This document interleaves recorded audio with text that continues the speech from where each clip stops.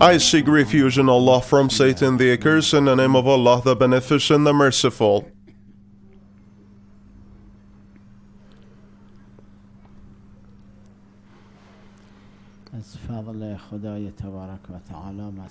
I hope that by the grace of Allah Almighty, all the acts of worship and services conducted by you will be accepted.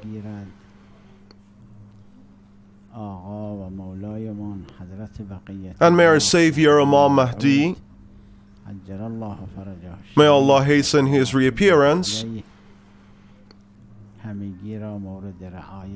bless us all.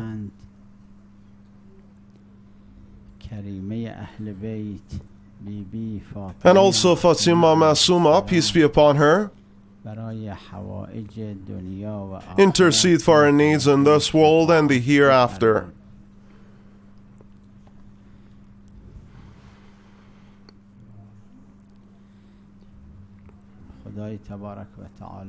In the Holy Quran, Allah Almighty states, and if the people of the towns had believed and guarded against evil, we would certainly have opened up for themselves blessing from heaven and the earth. But they rejected, so we overtook them for what they had earned.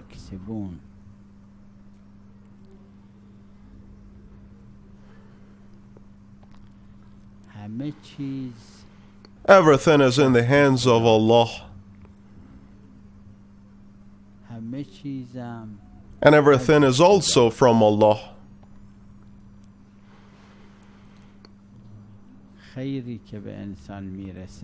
Every blessing you get comes from Allah Almighty. And if an evil comes to you, it is because Allah has given human beings the free. And sometimes human beings create the evil.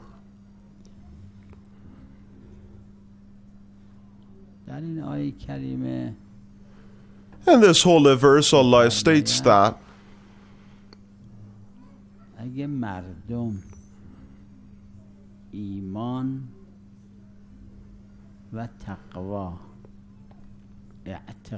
if people believed in Allah faithfully and followed religious rules,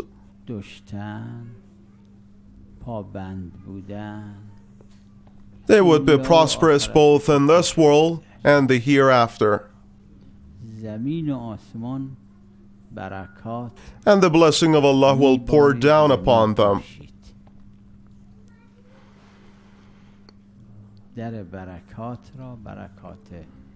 The door of blessing would be opened upon them.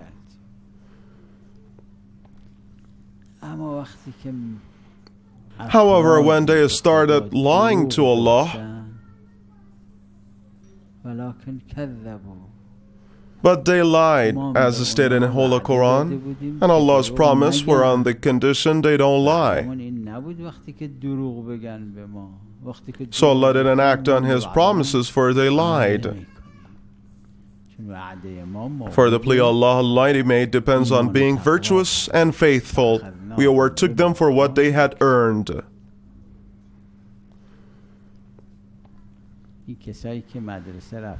People who have gone to school and have studied in the higher stages know that mathematical problems always have fixed results. For example, 20 multiplied 30 would always be the same.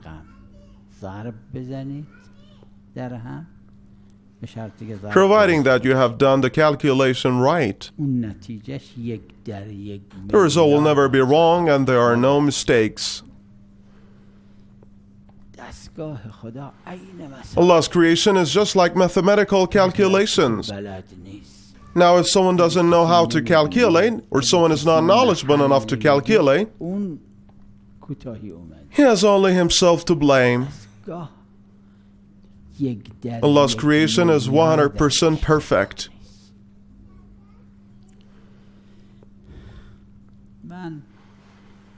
As the Holy Quran has stated that, in their stories there is certainly a lesson. I will tell you two stories about one person whom I knew,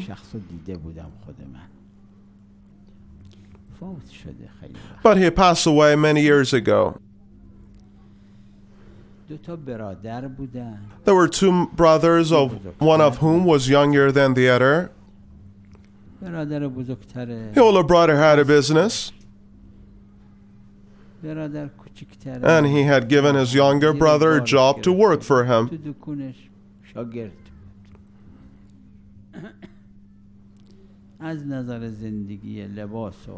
In terms of food and cloth, the bigger brother supported the younger brother.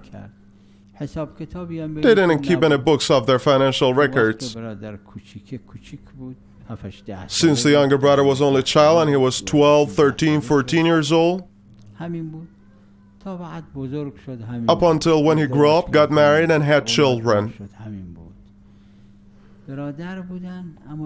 They were brothers, but more than they were friends.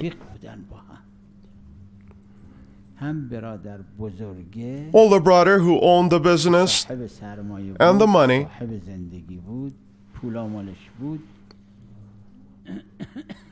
played the role of a father for his younger brother.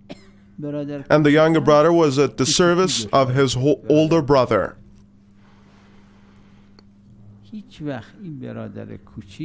The younger brother never told his brother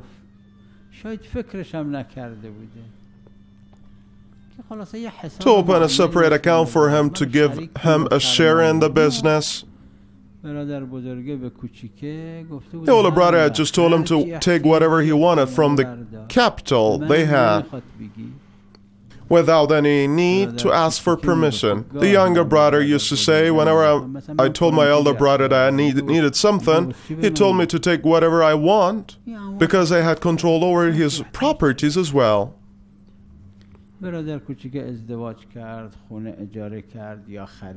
younger brother got married, rented a house or bought it and had children. They both used to work with the same capital.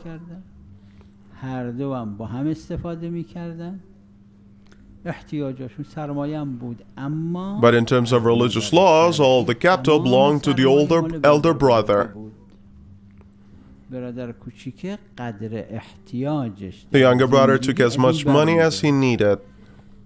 And they were like close friends. Besides these two brothers, just Allah Almighty,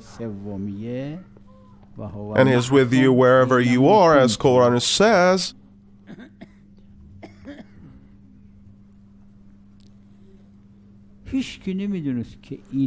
no one knew about the way they lived.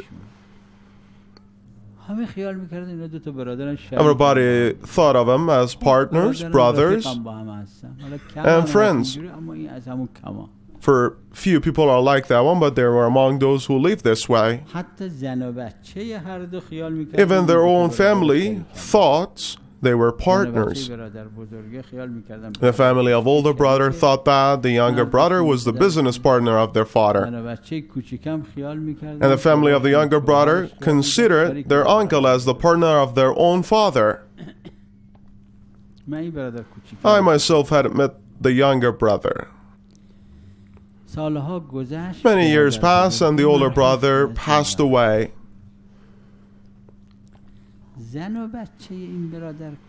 The wife and children of the elder brother, who were grown up, were worried because the children were grown up.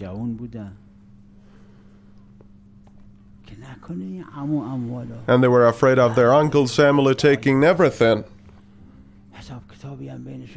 As there were no financial records of their capital, the family used to ask them to keep their financial records.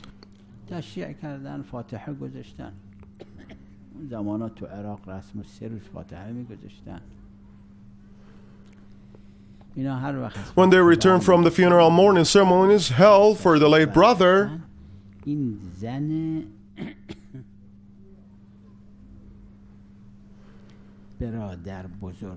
the family of the elder brother gathered together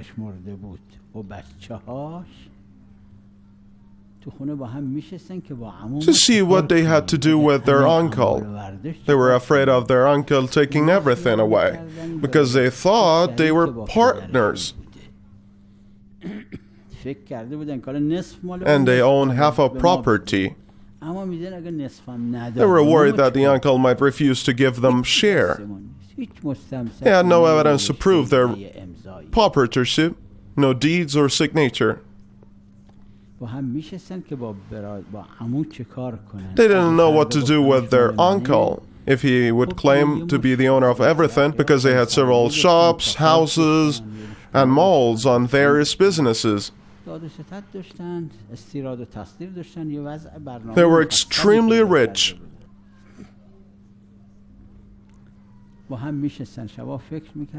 The family of the elder brother were thinking what to do with the uncle if he claimed to be the owner of everything.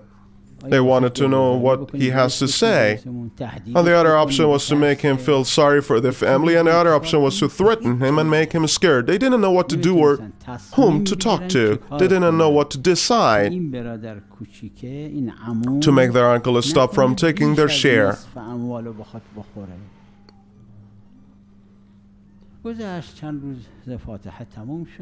After a few days, and when the morning ceremonies were over, one day the uncle told the family that would visit them at night.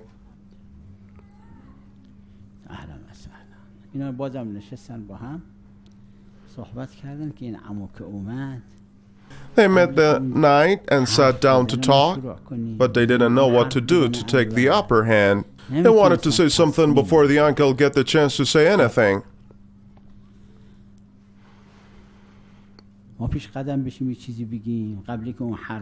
For example, they wanted to say their father had told them this or that before passing away.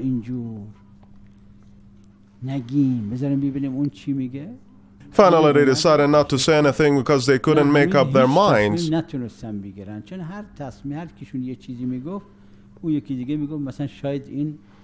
Because whenever they made a decision, one of them disagreed and warned them of the negative consequences.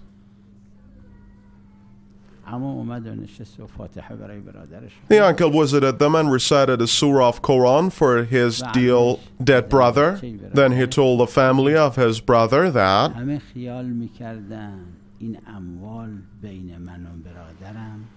everybody thought the properties were shared between two brothers. The family of the elder brother started to worry after hearing such words. He said, I think even you assume the same. And no one but Allah, my brother, and I knew anything about our arrangements.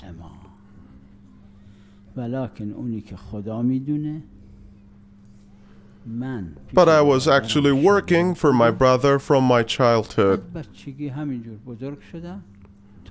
up to the time that he passed away.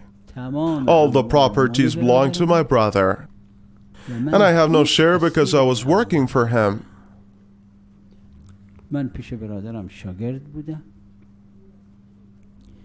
We were good together and we had no problems. He always asked me to take whatever I needed. And even if I asked for his permission, he reprimanded me. It is not necessary to tell him what I need and just take it. To return his favor, I was kind to him as well. And never asked him to become partners or share the properties, malls, shops, or anything like that. But now that he passed away, you are the true owner of everything as you are his family.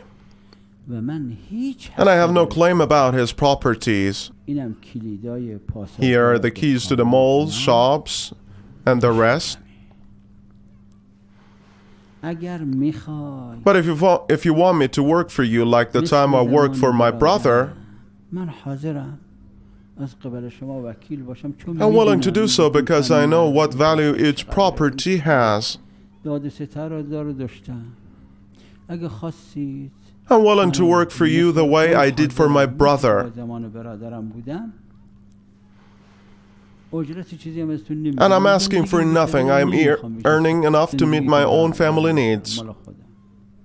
And if you don't want me to work for you, you can come to me tomorrow to tell you about the business arrangements. Or about the rent our tenants are paying for the shops and other details. And then I will find another way to make money.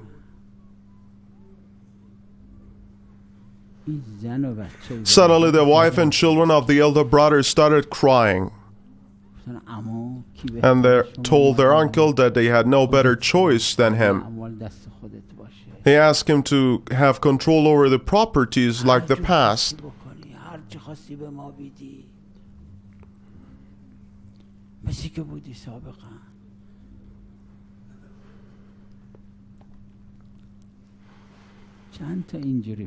How many people can you find as honest and pious as this man? The business was not recorded with anyone but with Allah. It is the true case of believe and be virtuous. But they lie. That's what we are facing in our society.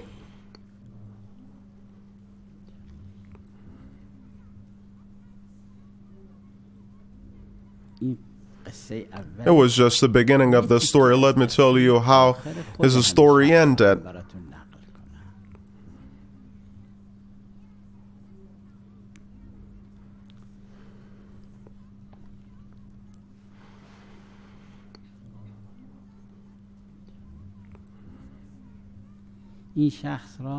I saw the man. I was on a Hajj pilgrim with my late father and brother. May Allah send His mercy on all of them. For himself has died, but at the time he used to visit my father a lot. The story I'm telling you is related to other stories.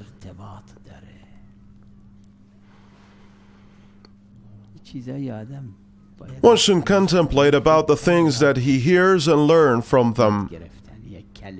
It should be learned, as the Holy Quran states in this regard.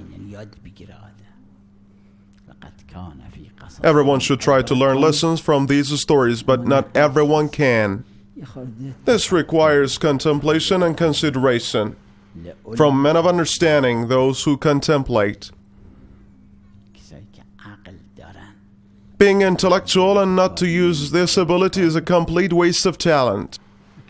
Being wealthy and not to spend a penny for a meal is penny pinching.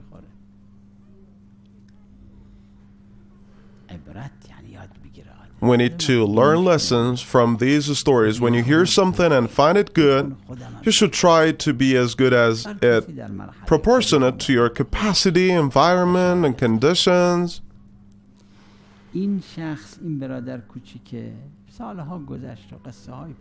Many years later, the younger brother fell sick and his legs became numb. They took him to a hospital in Beirut. This story goes back to 50 years ago. There was a hospital, some of whose doctors and surgeons were foreigners.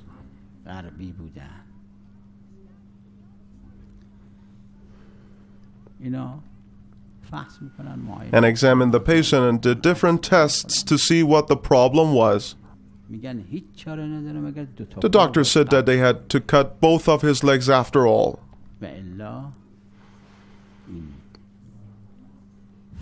Or the other parts of his body would be infected. All the doctors said that he cut out both his legs. There was no other choice. He finally agreed, and the doctors made a final decision and signed the papers.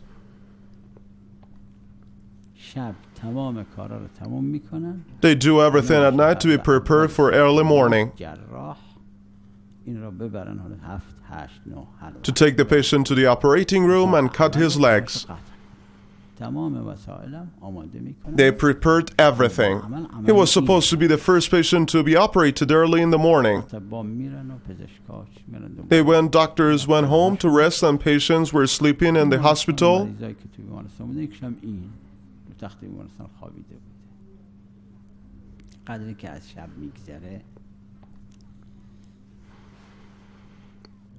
Late at night, the man of our story told his friend to go and get a cab. The friend asked why, and the man answered that he wanted to pay a visit to the Holy Shrine of Lady Zainab in Damascus. His friend told him that he could not move, and his legs were to be cut the day after. The man insisted his friend to take him. Doctors wouldn't let him leave the hospital, but the man refused to accept his reasoning. The man said that he had to visit the Holy Shrine of Lady Zainab. This is what we call a true belief. To keep up his belief till the last moment. To pay a visit rather than to talk to.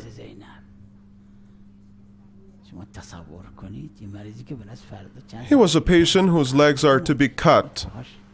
He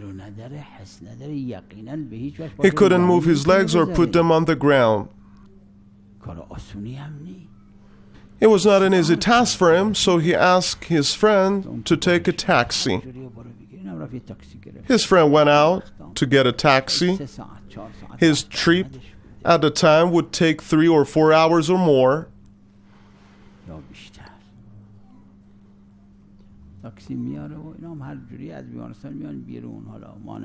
They secretly left the hospital somehow. When they got to the Holy Shrine in Damascus, they saw that the gates of the shrine were closed.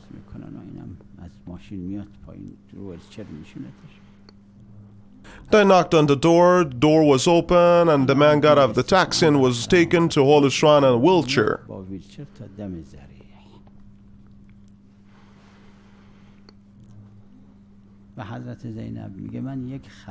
He addressed Lady Zainab and told her about the services he had done for Ahlul Bayt, peace be upon them. He said that he would not ask for any rewards in this world, but he will ask for them in the hereafter. And that he has visited her holy shrine repeatedly, and that he has read her Zainab's Ziyarat text, and he said that if he heals, he will come back to her on pilgrimage. Now he is not here to read her Ziyarat text. He just asked Lady Zainab not to let his legs to be cut off. Then he said goodbye and left the holy shrine. He could have said those remarks in hospital too, and Lady Zainab could also hear him. But everyone should try to do his best. And the man in our story did as much he could.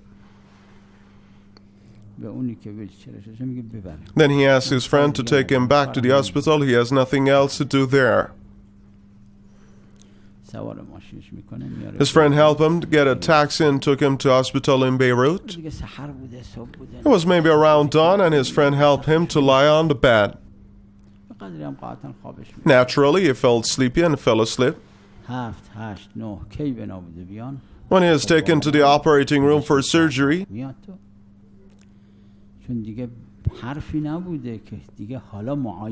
doctors and surgeons come to begin the procedures without doing new examinations.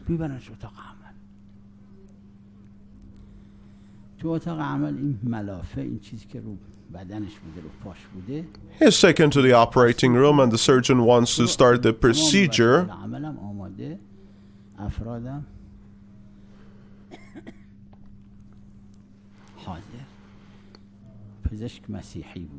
The surgeon was a Christian doctor and a Westerner.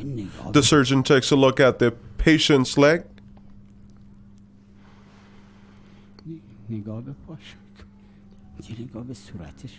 And another look at the face to make sure it is the patient himself.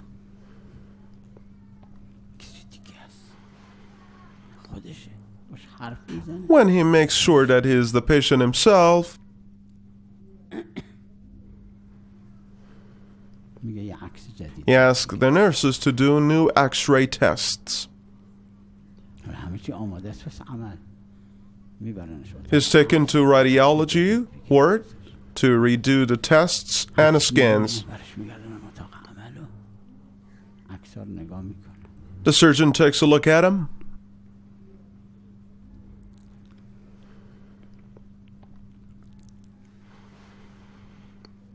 پزشک یه سوال ازش میکنه.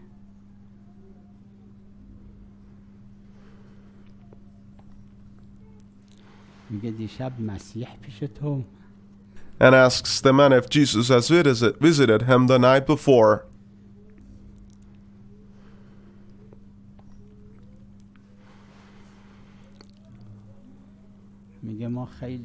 He replies that we have a lot of Jesus and that he had visited one of them.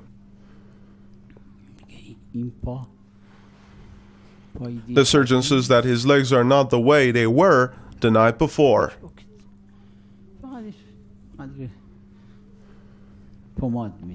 He gives him some medicine and asks him to walk carefully.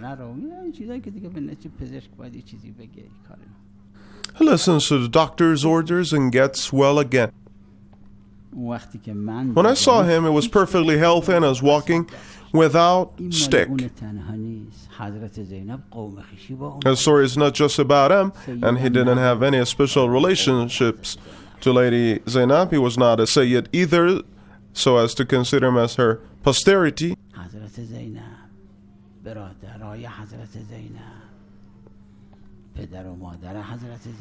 Lady Zainab, her brothers, her parents, her ancestor, her children, the children of Imam Hussein, our infallible Imams, Imam Mahdi, peace be upon them all.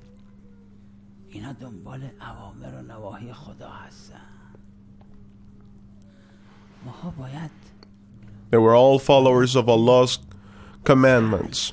We must try to be honest with Allah gradually.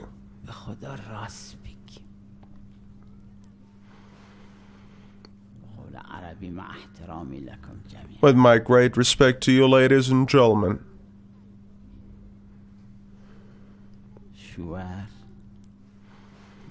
In the beginning of the married life, a husband asks his wife, and the wife asks her husband that during their lifetime, they both should be honest with one another. If both of them keep up their word, they will enjoy the best life. Sometimes none of them keep up their word. Sometimes one of them does, but the other does not. Allah Almighty is always honest with us. So let's be honest with Allah Almighty as well. Everyone should be honest as much as he can, as much as he can perceive the world around him, as much as he can distinguish between good and bad. Of course, people vary in their intelligence, but we should do our best.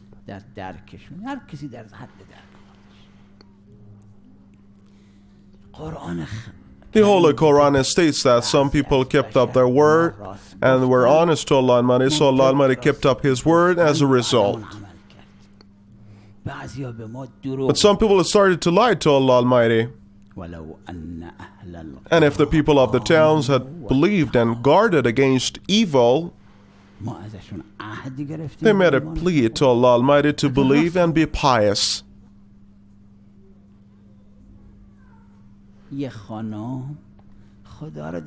At least a woman believes in Allah as she believes in her husband.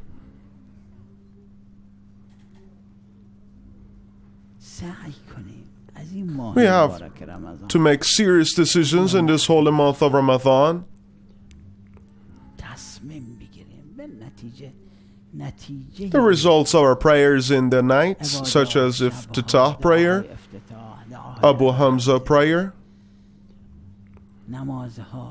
or other daily prayers, fasting, and other prayers we perform on God nights, all should lead us that tonight, which is Friday night, also is the last Friday night of the holy month of Ramadan, make some strong decisions in our hearts without declaring it, because Allah Almighty knows what we have in mind. And Allah looks at your hearts. We must decide to tell Allah the truth. In what areas should we be honest? With our family, with our parents, in business, in university, with our teachers, with rich and poor, with those who exchange products. It is up to you. Whenever you have some doubts, you have to ask someone who has a stronger belief. We must make such a decision, then see if our lives move in a better direction or worse. Our life in hereafter will also be better. Neither Allah nor Lady Zainab, peace be upon her, had a special relationship with the man in the story I told you. He told Lady Zainab that he was not there on a pilgrimage, that he would come back if he was healed later. Lady Zainab does not need our visits. We have to be honest with them. We have to be honest with Imam Hussein, with Imam Mahdi. We have to be honest with His Holiness Abbas ibn Ali, with Lady Masuma. We have to tell them the truth because they know everything completely.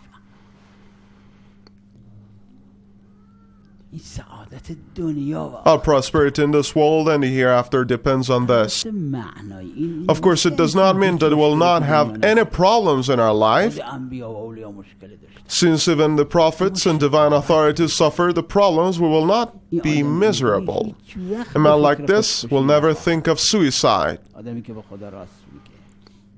man who is honest with Allah will never be too desperate to kill himself. A man who tells Allah the truth will never step in a mental hospital.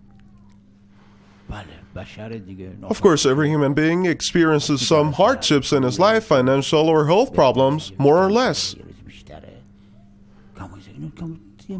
Such life, it is not paradise.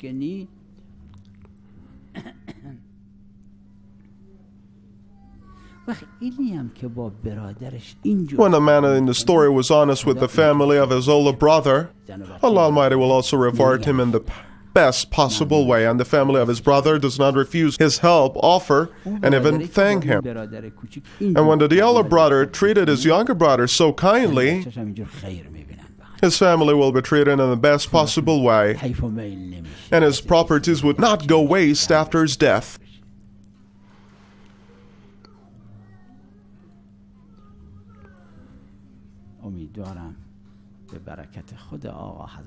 I hope by the blessings of Imam Mahdi, may Allah hasten his reappearance, who He knows well, that goes on in our life.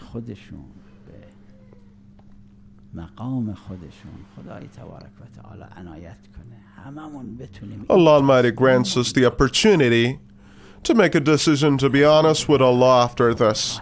Allah willing, you will always tell the truth, but if you have not made a such decision yet, do it now. May Allah bless Muhammad and his pure descendants.